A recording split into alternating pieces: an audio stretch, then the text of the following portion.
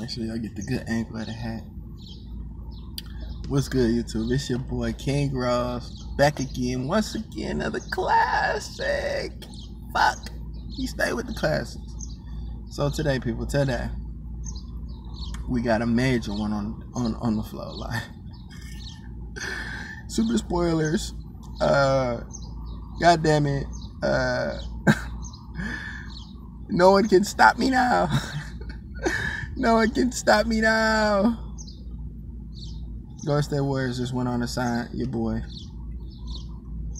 DeMarcus Cousins. 1 year, $5.3 million. And before everybody gets mad, start hating, throwing out they voodoo and all that bullshit, one thing that y'all must realize before we get to going on Boogie is, one, Woj broke the story. Woj said, and I quote, "Y'all niggas acted like y'all didn't want Boogie." So let's look around the league. Portland, y'all can use Boogie. The salary cap or not. Fuck Nurkic. Boogie. Indiana, y'all can use Boogie. Wizards, Washington, y'all can use Boogie. You know what I'm saying? Like, let's be real. And then even Houston, like, I would have traded Capella for DeMarcus Cousins. So let's just be real about that.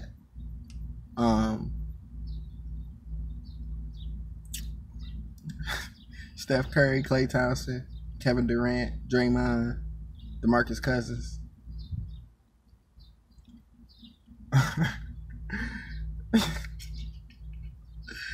I ain't got nothing to say to y'all for real, man. Like, it's unfair. Okay, because it's fair until he come back.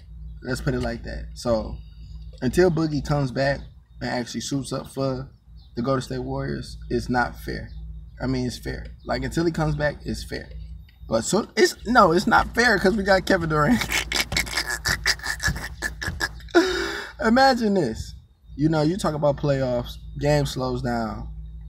Y'all bullying the shit out of Curry. Curry can't get a shot up. Y'all throw that bitch down low to Boogie. Boogie work out that weak ass center. Whoever the weak ass center is, checking him, working his ass out, beep, beep, beep, fucking him up. Then KD right there on the wing. You can't stop Kevin fucking Durant. And then they can still do the Hampton 5 when they feel like it. 3P confirmed. Shout out to LeBron for going to the Lakers. Like, I've always been a Kobe fan. I always said, like, Kobe is greater than LeBron. Like, that has always been my stance on that. But for LeBron to go over there, at first I'm like, fuck the Lakers, fuck Kobe, you know, fuck LeBron. They just want to be Jordans. But then I thought about it, like, that's kind of late, because I like the moves and shit LeBron makes out, not, you know, when he not playing, you know, it's like when he on the political issues, helping the kids, his family. I love all that shit. And then I respect the move 100 times because it's like he did that shit for his family, you know, to help his son get better, his wife, his daughter, you know what I'm saying, just improving their whole entire quality of life. You know what I'm saying? I'm with that. I like that. And then, like, just looking at LeBron, like, okay, he did get Paul George. So knowing that LeBron not going over there with a super team, and it's like he over there with Lonzo, Brandon Ingram, Kuzma, KCP, JaVale, you know what I'm saying? Like, I'm looking at the team like he got a bunch of young bulls over there. And, like, I like the way that shit looked for LeBron to be mentoring them guys. Like, LeBron is definitely going to lead the team and shit, but to have those guys, too, and to coach them and help them get better, Kuzma, Lonzo, Ingram, I think that's great for LeBron's career and legacy, especially if he can pull off a title. Like, you know what I'm saying? That's even greater. I feel like, you know what I'm saying, he'd be the greatest of all time doing some shit like that. Like, really all you got to do is win a chip at LA. First player to win 3 chips, 3 different teams. Like, you know what I'm saying? You got to give him his props. But, Boogie going to the Lakers, though. I mean, Boogie not to the Lakers. I mean, they thought Boogie would go to the Lakers. They thought they was going to give Boogie, LeBron, Kawhi, and that shit didn't work out. But, I mean, I would have told y'all that shit, too. Like, honestly, I don't think Kawhi going to go over there because, you know what I'm saying? Now, granted, Kawhi is a Cancer. We got similar personality traits. And I kind of feel like if Kawhi want to go to LA, he going to go there.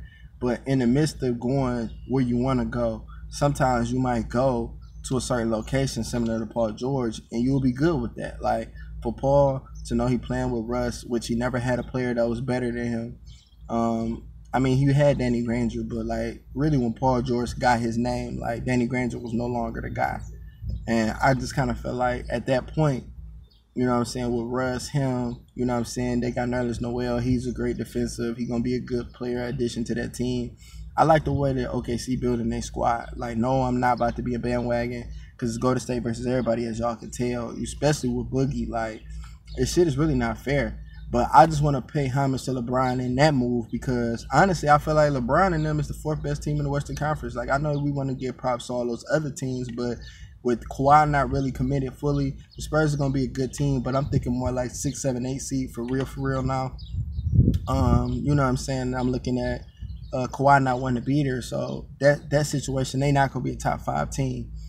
Denver, I like Denver, but sometimes, you know what I'm saying, teams do good because you didn't expect Donovan Mitchell to be as great as he was. So I think that's kind of really was the whole basis of Utah's success last year, Donovan Mitchell sneaking up. Denver, I mean, they right there on the cusp, so Denver could lock in a playoff spot for real this year. The Clippers, you know, they're on a rebuild. Memphis on a rebuild.